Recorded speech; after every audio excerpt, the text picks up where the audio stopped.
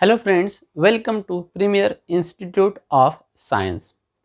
Now we are going to discuss about the next point, that is the composition of two SHM having same period and moving along a same path. इससे पहले हमने basic SHM क्या होता है, उनके equations क्या होते हैं उसके बारे में पढ़ा था। अब हम यहाँ पे देखेंगे कंपोजिशन। कंपोजिशन का मीनिंग देखो, सबसे पहले composition means addition of two SHM।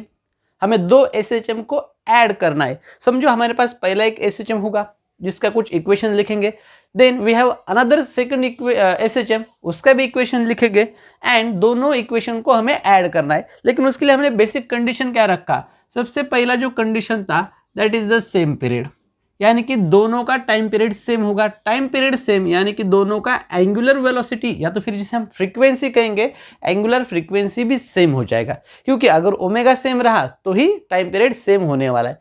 यानी कि फर्स्ट कंडीशन, दोनों केसेस में जो दो इक्वेशंस बनेंगे उन दोनों में ओमेगा क्या होने वाला है, सेम होने वाला है। Along the same path, second वाला कंडीशन। ये अलॉन्ग सेम पाथ इसलिए रखा क्योंकि आप उसको वेक्टरली, जो वेक्टर एडिशन होता है उसका वेक्टर एडिशन आप इजीली कर पाओ, इसलिए हमने दोनों को सेम पाथ में ही रखा। अब देखेंगे कि अगर हम दो SHM ऐड करते हैं तो दोनों SHM को ऐड करने के बाद जो नया इक्वेशन बनेगा क्या वो भी एक नया SHM होगा?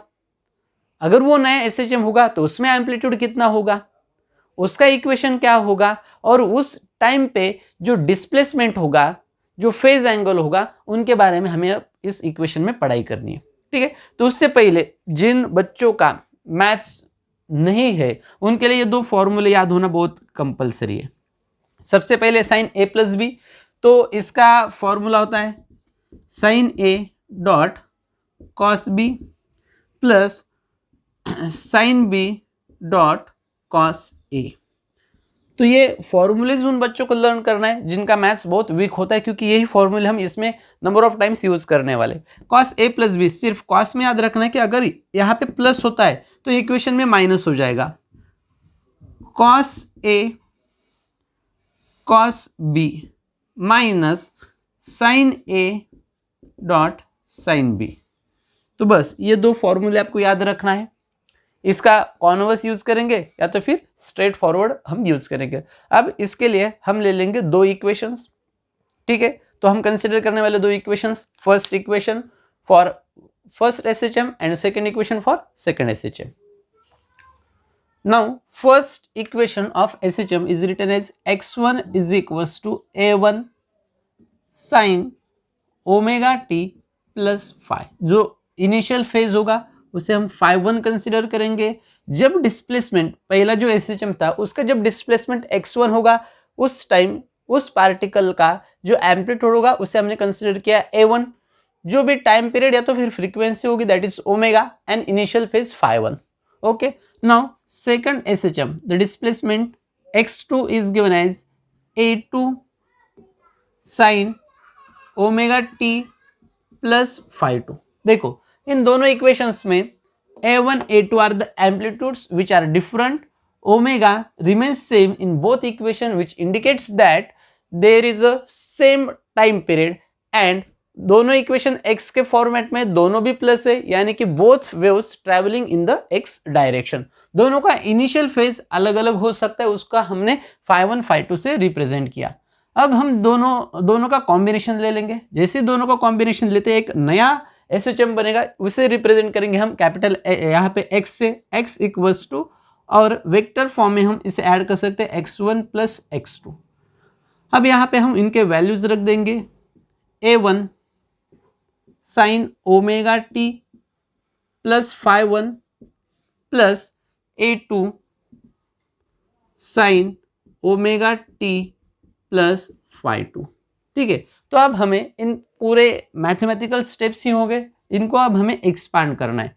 जैसे हम इसको एक्सपांड करेंगे तो ये स्टेप हो जाएगा a1, जो हमने लिखा था साइन A प्लस बी का फॉर्मेट, उसी फॉर्मेट में लिखेंगे हम इसको sine omega T dot cos phi1 plus sine phi1 dot cos omega T plus इस साइड में a2 इंटू ब्रैकेट फिर से sine omega T cos phi two plus sine phi two into cos omega T. ठीक है, यहाँ पे ये जो इक्वेशन था ये a1 इंटू एंड a2 के फॉर्मेट में। अब हम अगर इसे अंदर a1 से मल्टीप्लाई कर देंगे तो ये इक्वेशन हो जाएगा a1, यहाँ पे भी मुझे लिखना पड़ेगा प्लस a1, सेम फॉर्मेट यहाँ पे a2 अंदर मल्टीप्लिकेशन में चला जाएगा तो यहाँ पे भी a2 मल्टीप्लिकेशन में आ जाएगा।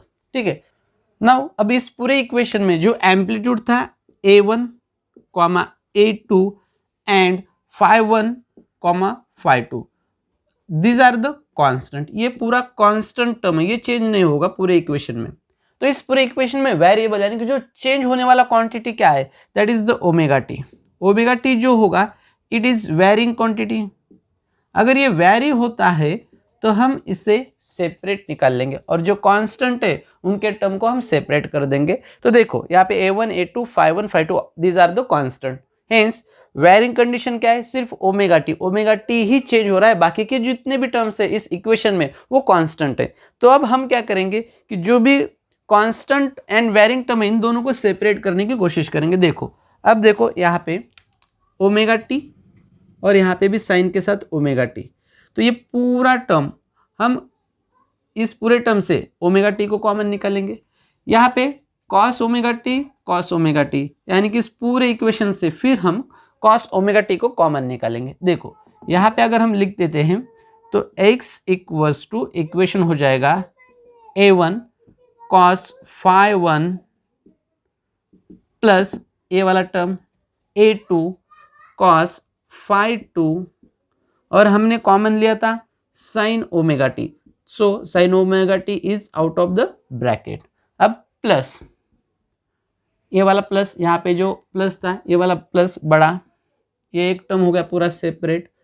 अब सेकंड टर्म, ठीक है, सेकंड टर्म में देखो हमें निकालना था कॉस ओमेगा टी कॉमन, तो इक्वेशन हो जाएगा a1 sine phi one plus a2 sine phi two into cos omega T. ठीक है, तो इस इक्वेशन को हमने जो वेरिएबल टर्म्स थे जो कांस्टेंट थे वो एक साइड में एंड वेरिएबल को कॉमन निकाल लिया।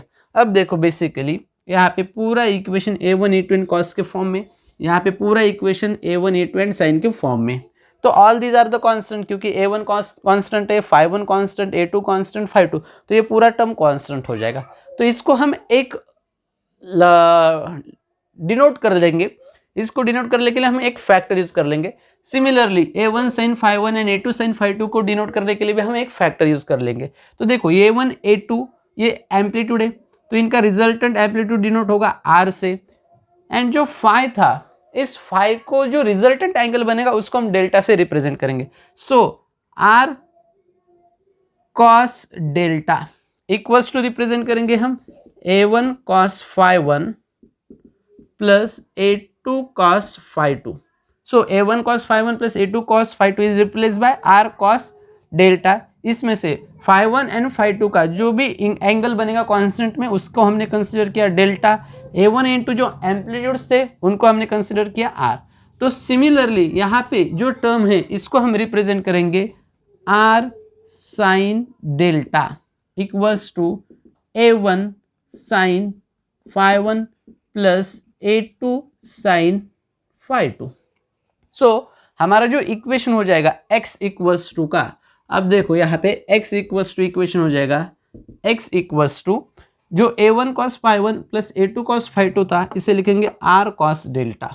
सो equation become r cos delta into sine omega T as it is, into sine omega T plus फिर से r साइन डेल्टा लिखना पड़ेगा, यहाँ पे लिखेंगे r sine delta into cos omega T, into cos omega T. तो यहाँ से क्या कॉमन निकलेगा, यहाँ से हम r को कॉमन निकाल सकते हैं। r को जैसे ही कॉमन निकालेंगे x equals to equation becomes cos delta sine omega T plus sine delta cos omega T. तो ये जो इक्वेशन था, तो हमने सबसे पहले स्टेप कहा था कि दो फॉर्मूले याद रखना है।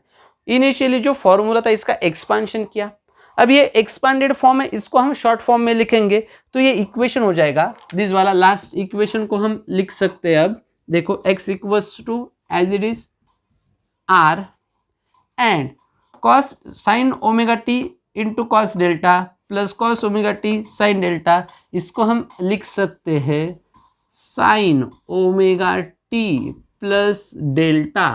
यानी कि जो हमारे पास दो SHM थे उनका जो डिस्प्लेसमेंट था x1 एंड x2 दोनों को ऐड करने के बाद हमें थर्ड इक्वेशन मिला x equals to x1 plus x2। यहाँ पे हमने x1 एंड x2 के वैल्यू रखने के बाद इसका एक्सपांशन किया। पूरा एक्सपांशन करने के बाद हमें आखिरी में जो इक्वेशन मिला that is the x equals to r sine omega T plus delta. तो इसको हम इनिशियल इक्वेशन के साथ कंपेयर करो x1 एंड x2। यहाँ पे r, तो यहाँ पे क्या था a1 and a2। So r indicates that it is the amplitude, r is the amplitude. यहाँ पे भी साइन है, यहाँ पे भी साइन है, ओके ये मैच होगा। यहाँ पे जो एंगुलर फ्रीक्वेंसी आ रही है दैट इज ओमेगा, यहाँ पे भी एंगुलर फ्रीक्वेंसी ओमेगा थी, यानी कि दोनों केस में एंगुलर फ्रीक्वेंसी क्या हुई सेम। यानी कि जो नया इक्वेशन बना SHM का उसमें एंगुलर फ्रीक्वेंसी चेंज नहीं हुई, वो रिमेन्स द सेम। एंड उसका मतलब यहाँ पे जो टाइम पीरियड था वो टाइम पीरियड भी चेंज नहीं हुआ। अब चेंज देखो, यहाँ पे क्या था, जो फेज एंगल था इनिशियल फेज एंगल यहाँ पे φ1 था, यहाँ पे φ2 था, तो ऑब्वियसली जो नया इक्वेशन बनेगा उसके लिए जो फेज होगा वो फेज भी चेंज होगा। तो ये भी एक नया इक्वेशन हुआ SHM का। यानी कि आप अगर दो SHM को ऐड करते हो x1 एंड x2 तो जो नया इक्वेशन बनेगा वो भी SHM का ही इक्वेशन होगा, because this is in the terms of sine omega T delta and amplitude. तो ये भी एक नया SHM होगा। ठीक है, यहाँ तक तो क्लियर हुआ कि वो भी एक नया SHM हुआ, उसका इक्वेशन भी मिला। लेकिन अब जो इक्वेशन बना तो इसमें जो एम्पलीट्यूड था r, इसका वैल्यू कितना हुआ, एंड जो फेज यहाँ पे मिलने वाला है हमें डेल्टा, उसका भी वैल्यू हमें फाइंड आउट करना है। तो बेसिकली यहाँ तक हमने देखा कि इक्वेशन क्या बना। अब हम देखेंगे कि इस केस में r का वैल्यू एंड डेल्टा का वैल्यू कैसे फाइंड आउट करना है। बस सिंपली ये स्टेप्स आप एक बार फॉलो कर लो और हो सके तो इसको एक बार लिख लो। तो हमारे पास जो बेसिक इक्वेशन था रिजल्टेंट डिस्प्लेसमेंट का that is x is equals to r sine omega T plus delta, and हमने दो कांस्टेंट लिखे थे r cos delta and r sin delta. अब हमें फाइंड आउट करना है कि ये रिजल्टेंट एम्पलीट्यूड जो बना r, इसका वैल्यू कितना है। तो हमने उसके लिए दो इक्वेशंस कंसीडर किया था कि जो मैंने इस साइड में लिखे थे। अब देखो फर्स्ट इक्वेशन को हम कंसीडर करेंगे 1 and other is equation number 2। अभी हम यहाँ पे r का वैल्यू फाइंड आउट करना है, तो हम दोनों इक्वेशन को स्क्वायर करेंगे और फिर ऐड करेंगे, squaring on both side and adding, और उसके बाद दोनों को ऐड कर देंगे। तो देखो यहाँ पे हो जाएगा r square is a equation लिख दो तुम्हें sine square delta plus r square cos square delta equals to, ये टर्म तो पूरा मैंने स्क्वायर में ऐड कर लिया। अब नेक्स्ट a1 साइन स्क्वायर, इसका मुझे स्क्वायर करना है और इसका भी मुझे स्क्वायर करके ऐड करना है। तो बेसिकली मैं स्क्वायर करके ही आपको ऐड करके दूंगा। तो देखो यहाँ पे a1 square sine square φ1 plus 2a1 a2 sine φ1 into sine φ2 plus a2 square sine square φ2। Okay, तो ये वाला टर्म का स्क्वायर मैंने यहाँ पे लिख दिया, प्लस यहाँ पे एडिशन था तो प्लस फर्स्ट वाले टर्म का square a1 square cos square φ1 plus 2a1 a2, यहाँ पे होगा cos φ1 into cos φ2 plus a2 square cos square φ2। ठीक है, देखो अब हम यहाँ पे सिंपली ऐड कर देंगे a1 स्क्वायर ये वाला जो टर्म था, यहाँ से a1 स्क्वायर कॉमन निकलेगा, sign square five one plus cos square five one, उसका वैल्यू होता है 1, तो इक्वेशन में होगा a1 स्क्वायर प्लस यहाँ पे देखो 2a1 a2 2a1 a2 ये कॉमन निकलेगा, 2a1 a2 कॉमन, उसके बाद हमारे पास जो टर्म होगा वो टर्म होगा यहाँ से यहाँ तक, देखो sine phi into sine phi two plus cos phi one into cos phi two, यानी कि जो हमने बोर्ड के ऊपर इनिशियली फॉर्मूला लिखा था cos A plus B and cos A minus B, उसके फॉर्मेट में हो गया। देखो cos phi one dot cos phi two plus है तो कॉस के फॉर्मूला में क्या हो जाएगा माइनस, तो यहाँ पे अंदर आ जाएगा cos phi one minus phi two, ये जो पूरा टर्म है इसको लिखेंगे हम cos phi one minus phi two plus again this sine square phi two cos square phi two 1 हो जाएगा, A two square common, so it becomes A two square. So final equation, और यहाँ पे भी हम साइन आर स्क्वायर को अगर common निकालते तो sine square delta plus cos square delta वो हो जाएगा 1, so R square equals to a1 square plus 2a1 a2 cos phi one minus phi two plus a2, इसे सिंपली लिखेंगे r equals to under root of a1 square plus a2 square plus 2a1 a2 cos phi 1 minus phi 2. So this is the value for resultant amplitude. जो भी resultant amplitude होगा उसके लिए जो formula होगा ये होगा उसका फॉर्मूला। अब यहाँ पे कुछ स्पेशल केसेस हम ले सकते हैं।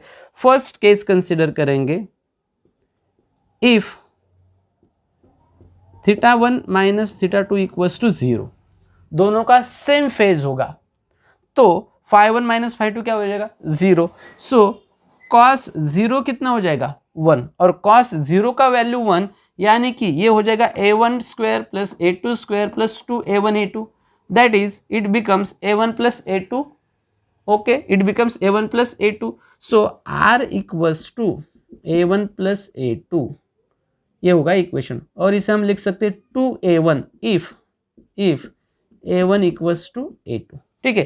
तो ये था हमारा पहला case, if phi one minus phi two equals to 0, अगर फेज डिफरेंस 0 होता है, दोनों का फेज सेम होगा तो cos phi one minus phi two का वैल्यू 1 हो जाएगा, तो यहाँ पे बनेगा 2a1 प्लस 2a1 a2, तो ये इक्वेशन पूरा रिड्यूस होने के बाद बनेगा a1 प्लस a2, और उसे अगर दोनों एम्पलीट्यूड सेम होते तो हम उसे लिखेंगे 2a1, ठीक है, a1 plus a2 2a1 if a1 equals to a2।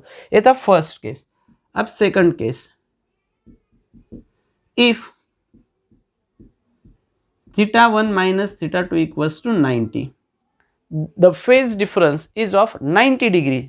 जो फर्स्ट एसएचएम था एंड जो सेकंड एसएचएम था, दोनों के बीच में 90 डिग्री का फेज डिफरेंस होता है, तो cos 90 इक्वल्स टू 0, ये पूरा टर्म 0, यानी कि r equals to under root of a1 square plus a2 square, okay. लेकिन अगर same if a1 equals to a2 then r equals to under root of 2 into a1, ठीक है। तो ये इक्वेशन हो जाएगा सेकंड केस का। And third, if theta one minus theta two equals to 180, that is they are out of phase, okay, by 180 degree. 180 degree means they are moving in opposite direction, okay.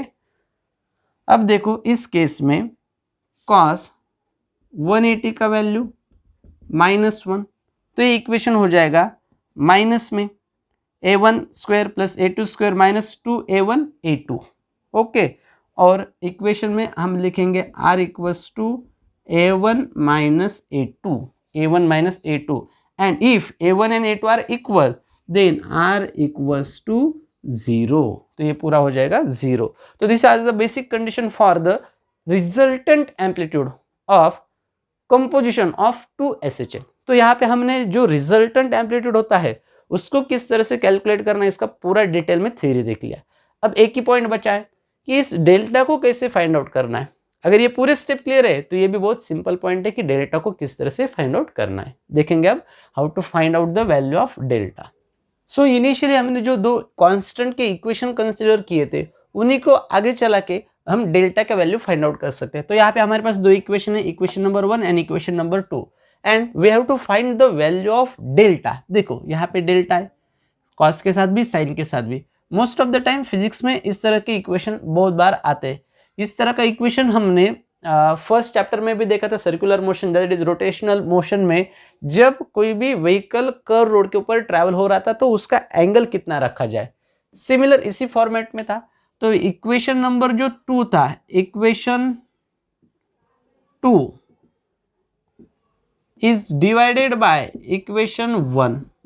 सो यहाँ पे 2 को equation 1 से divide कर देंगे तो हम लिखेंगे r sine delta divided by r cos delta equals to, value रख दो यहाँ पे, a1 sine phi 1 plus a2 sine phi 2 divided by again a1 cos phi 1 plus a2 cos phi 2.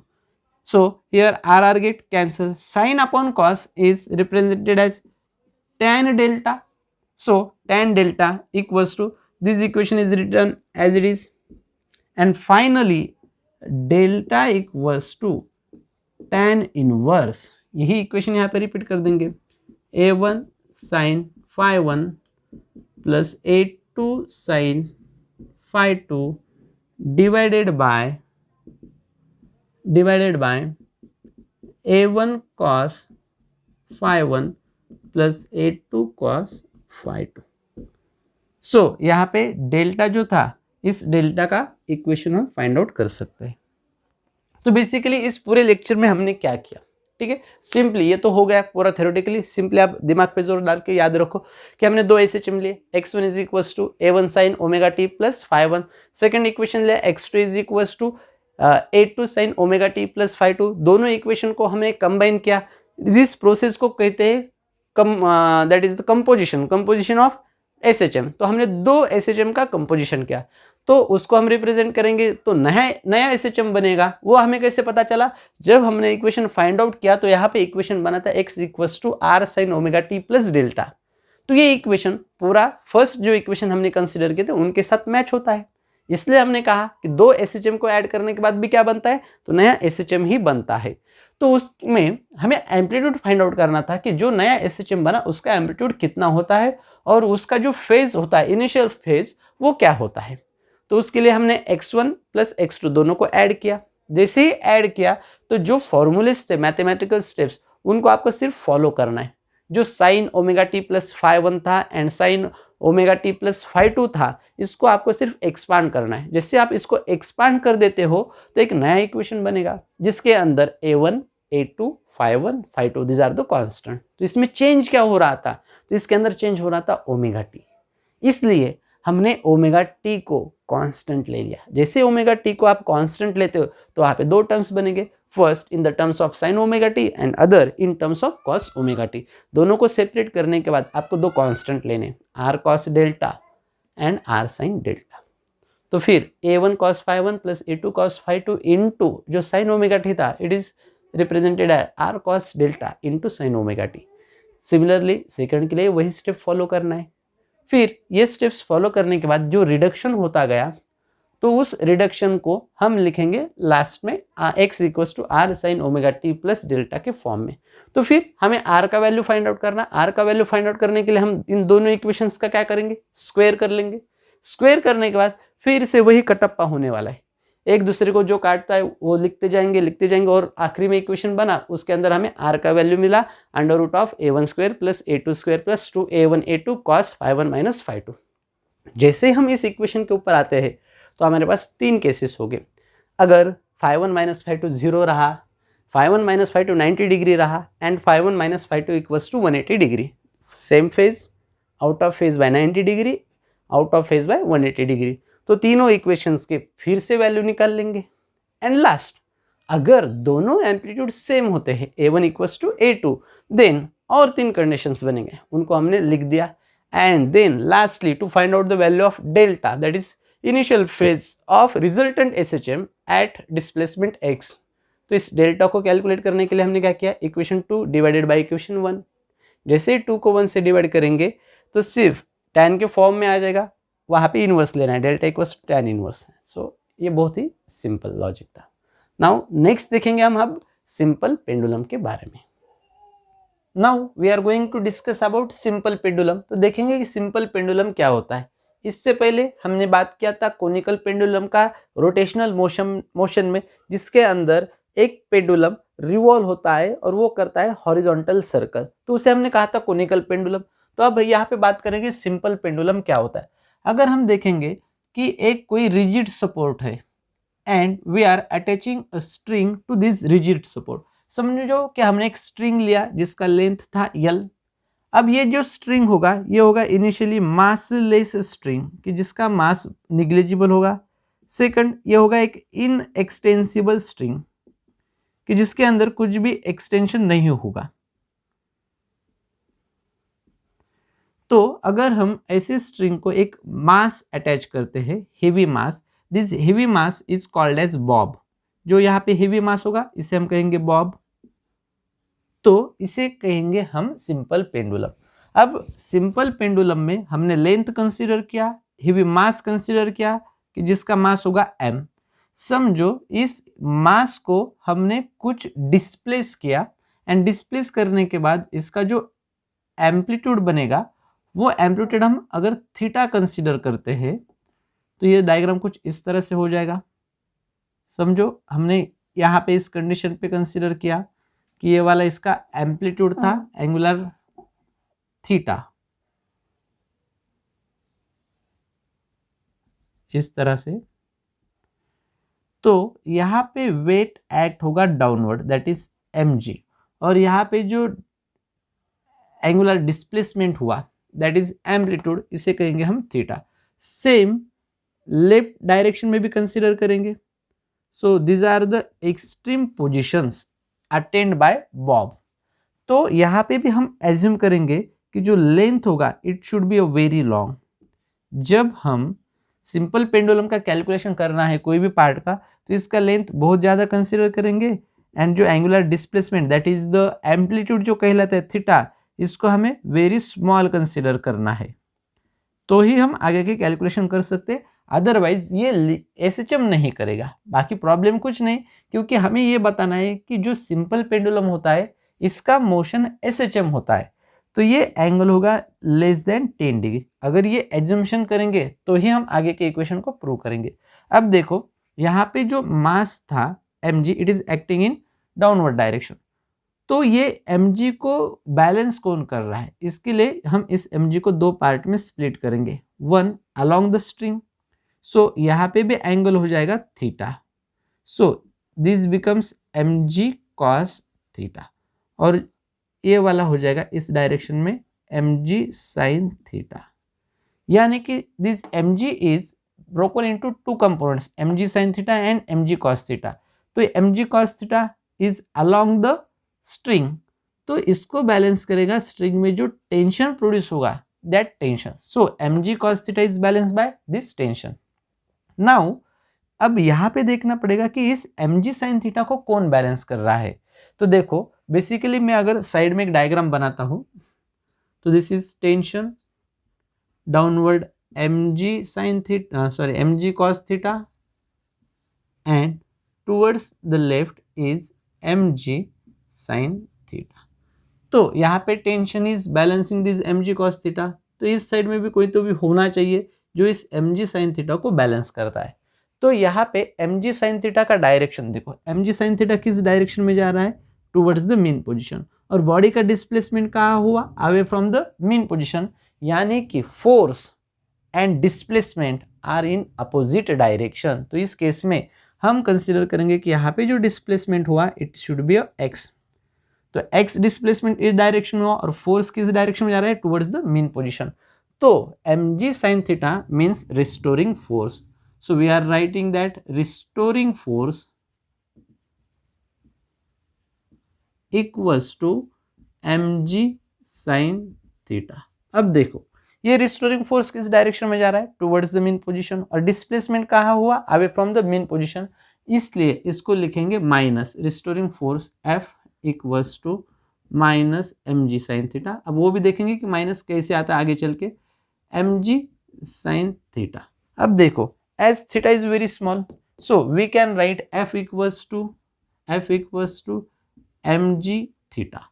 Now अब देखो जो थीटा होगा इसका फॉर्मूला लिखेंगे, theta equals to arc length that is x divided by radius that is l. So f equals to mgx divided by l. लेकिन force and displacement opposite direction में है तो हम इसे लिखेंगे f equals to minus mgx divided by l. तो यहाँ तक एक फर्स्ट इनिशियल पार्ट खत्म होता है.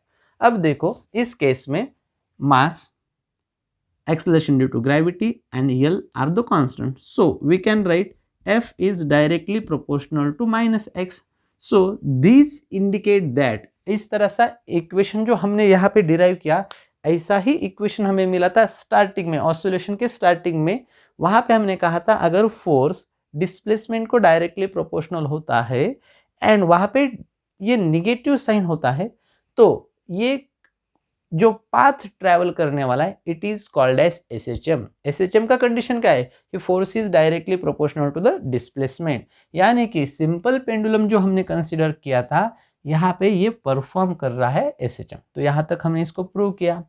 अब हमें फाइंड आउट करना है कि इसका टाइम पीरियड कितना होता है.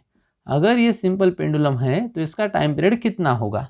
तो बेसिकली इसको भी हम कैलकुलेट करेंगे. अब हमें यहाँ तक तो पूरा इक्वेशन लर्न हुआ है. अब आगे के points, this f can be written as f equals to ma. So minus mgx divided by l. So mm get cancel. So equation become acceleration equals to minus gx divided by l.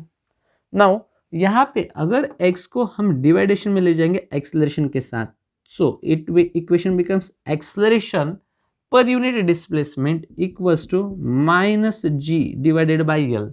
तो ये एक हमें use करना है formula आगे चल के, acceleration per unit displacement equals to minus g divided by l. तो इसको अगर हम मैग्नीट्यूड में लिखेंगे तो ये हो जाएगा acceleration per unit length equals to g divided by l. तो ये फॉर्मूला हम यूज करेंगे नेक्स्ट पॉइंट में.